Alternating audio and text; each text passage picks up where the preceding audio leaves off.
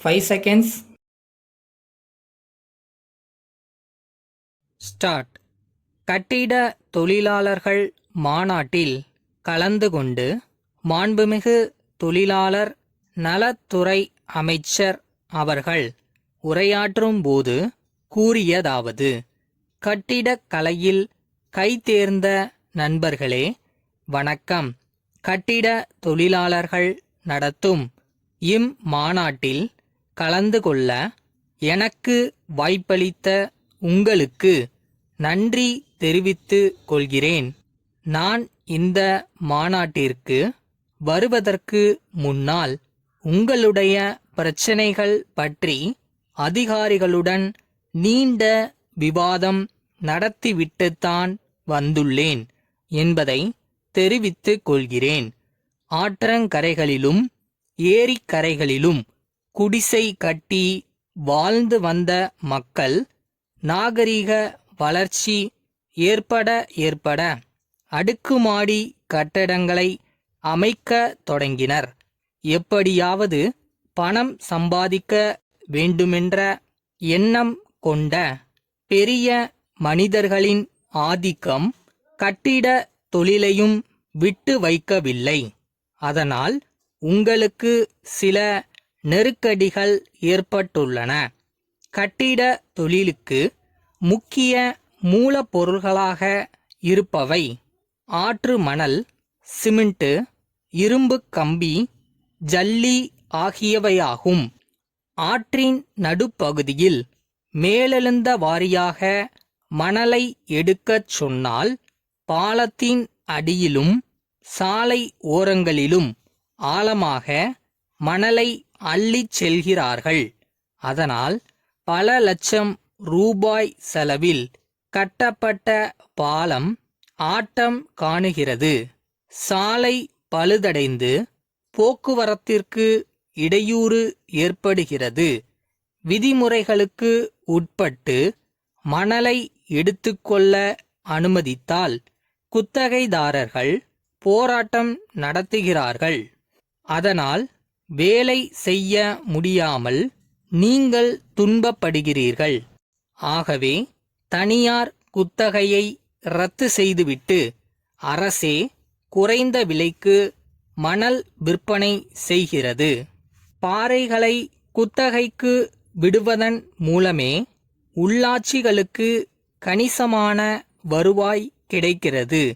சுயநலவாதிகள் சிலர் கூட்டு சேர்ந்து கொண்டு அரசு நிர்ணயம் செய்வதை விட குறைந்த தொகைக்கு கேட்பதால் குத்தகை விடுவதில் தாமதம் ஏற்படுகிறது.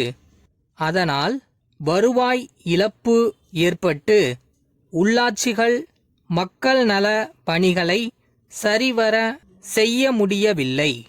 உரிய நேரத்தில் ஜல்லி கிடைக்காததால் நீங்களும் பாதிக்கப்படுகிறீர்கள்.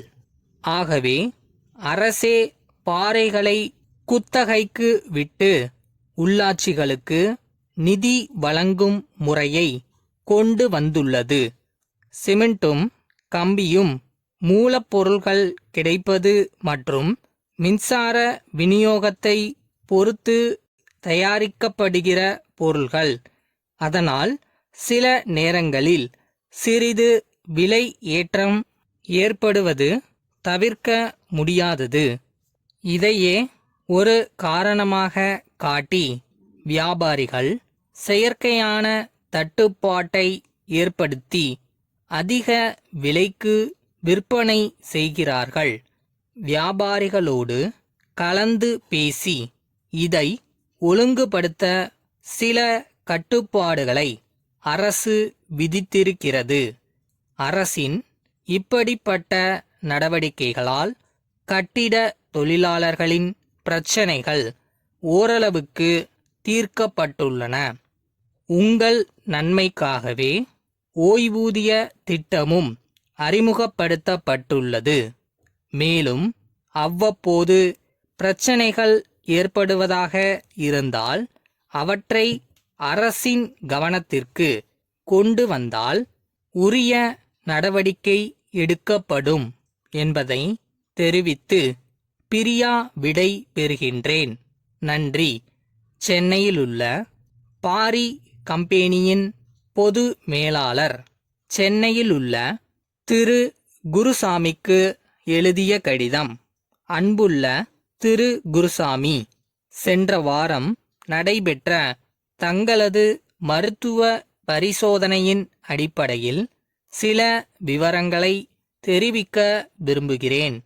தங்களை பரிசோதித்த மருத்துவர் தங்களது உடல் நலனின் அடிப்படையில் தங்களுக்கு கட்டாய ஓய்வு வழங்க வேண்டுமென பரிந்துரை செய்துள்ளார்.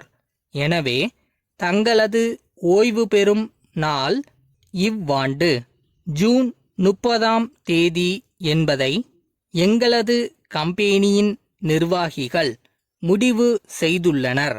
இந்த முடிவை எடுத்ததற்காக நாங்கள் உண்மையிலேயே வருந்துகிறோம். எனினும் இது தங்களது உடல் நலனை உத்தேசித்து எடுக்கப்பட்ட நல்ல முடிவு என்று கருதுகிறோம். வழக்கமாக வழங்கப்படும் 8 மாத சம்பளம் தங்களுக்கு தனியே அனுப்பி வைக்கப்படும். மேலும் நமது கம்பெனியின் ஓய்வூதிய திட்டத்தின் அடிப்படையில் ஆண்டு ஒன்றுக்கு ரூபாய் 1000 ஓய்வூதியமாகவும் நிர்வாகிகள் சார்பாக 1,00,000 வழங்கப்படும். நமது கம்பெனியில் உள்ள அனைவரின் சார்பாக உங்களது சேவையை பாராட்டுவதுடன் இறைவனின் அருளால் உடல் நலம் தேறி வாழ்நாளை சிறப்புற கழிக்க ஆண்டவனை பிரார்த்திக்கின்றோம். தங்கள் அன்புள்ள